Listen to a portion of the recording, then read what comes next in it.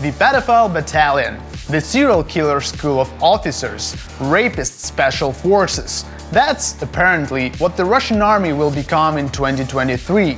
And we are not speaking figuratively here, because that's the new strategy tested and executed by the Russian government-sponsored terrorist group in Ukraine.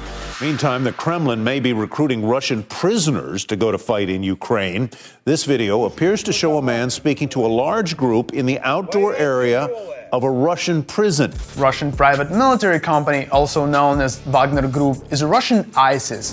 Wagner is officially designated as a transnational criminal organization in the United States, while Congress has a bill to designate Russia's Wagner Group as foreign terrorists. For the last months, Wagner Group has transferred more than 40,000 Russian prisoners to Ukraine. The Ukrainian president's office reports that the Ukrainian army had already neutralized more than 29,000 of these mobilized Russian prisoners, killed and wounded. Russian commanders use tactics called meat waves. They throw these mercenaries in frontal attacks on Ukrainian positions, one group after another. New stormers, formed of former prisoners, run across the corpses of their criminal comrades. With heroic military honors in the city of Serov, there was a funeral of Sergei Molodtsov. The murder of his mother was the second conviction of the young man. Relatives are remembering Sergei as an extraordinary person who loved life. He loved life, killed his mother, and died in Ukraine. This loved life is sad, as if killing his mother is a Russian way to reach heaven. This Wagner Group is not a new thing. It is an unofficial Russian army which was created for military operations abroad, so the governments in the West could avoid being concerned about Russia waging small and big wars all around the world and committing numerous war crimes. Legally, Wagner doesn't even exist. It's just a network of companies operating under the radar, which makes them nearly impossible to hold accountable as they spread Russian influence globally. But there's nothing private about this private military company. You've probably never heard of mercenaries which have artillery, tanks, and aviation, or which could buy heavy military equipment from North Korea, or which can recruit and pardon people convicted for the most serious crimes. And that's probably one of the most weird and crazy developments of this war. The man describes himself as a representative of a Russian private military company called the Wagner Group.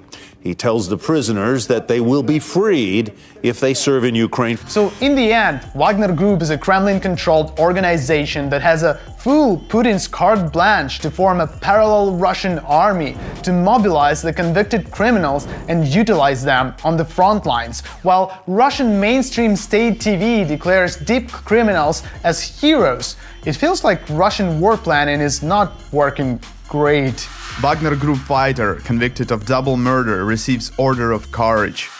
I'm fine, we're fighting. Kill two at once? That's massive. Gonna be a commander. Wonder what crime a Russian must commit in order to get a monument, or at least a memorial plaque. In Saratov, at the end of 2022, a memorial plaque was solemnly opened to ensign Denis Kavyrzhin, who died in the Donbas. As the BBC found out, he was taken to the front from a colony for security forces, where he was imprisoned for murder and illegal possession of weapons. Killed people, held a weapon in his hands. There's no need to train him. Can immediately become an instructor, although the convicted Russians are promised that they will be pardoned, and just in case they will be buried with honors and their families will be given as much as 5 million rubles, means nothing. Most of those prisoners are left to rot on the battlefield. Only a few are buried on the outskirts of Russian cemeteries, and they are in no hurry to hand those 5 million rubles to the families of the dead. Because for Russian people, 5 million rubles is superfluous. The prospect to do atrocities is more than enough. Alexander Smirnov is a former convict in the colony in Talitsy. As relatives informed us, he had 5 years of prison left out of 9. They gave us 100,000 rubles for burial. Whether the family can count on the other payments or support from the state is an open question. The question is open, but the casket is closed.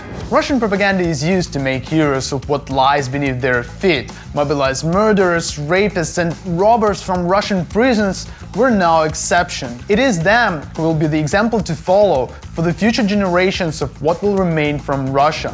Convicted of pedophilia, led a squad of young soldiers into hand-to-hand combat against Ukrainian Nazis. Somewhere in the spring, Russian propaganda will reach such news. So far, the glorification of murderers continues. With the blood and sweat of a soldier, you have earned this pardon. You are awarded the Medal of Courage. Journalists established that 35-year-old Stanislav Bogdanov, convicted of murdering a judge, received a pardon and a medal for bravery. Stanislav beat a judge to death with a dumbbell. Sportsman, strong personality, and most importantly, free. Stanislav will have something to teach Russian school children on the streets and encourage lessons. It is obvious that this entire marginal division must be headed by someone, and it seems that the Russians have already found a candidate. What is your dream? Join the army. This is Mikhail Popkov, better known as the Angar Maniac, a Russian serial killer and a rapist who committed 80 proven murders. And now Popkov wants to go to the front line to kill Ukrainians. Although with such a track record, Popkov should immediately head the so-called special operation instead of Gerasimov. The reaction of ordinary Russians to the fact that in the Russian army it is becoming fashionable to tattoo epaulets directly on the shoulders has been summed up by an ordinary Russian. I don't know why they mobilize prisoners there. I don't understand anything about politics at all. Do you understand the concept of understanding, though? That's the question. Although, there is a man who knows the answer. Meet Yevgeny Prigozhin, the head of the private military company Wagner.